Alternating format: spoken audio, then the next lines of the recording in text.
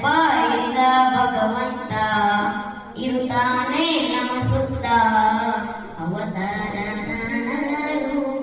ಓ ನಮ್ಮೆಲ್ಲ ಬರ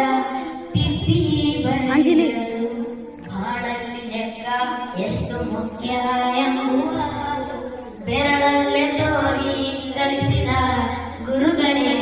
ಈ ದೇಹ ಹೇಗೆ ದಂಡಿಸೋದು ಎನ್ನುವ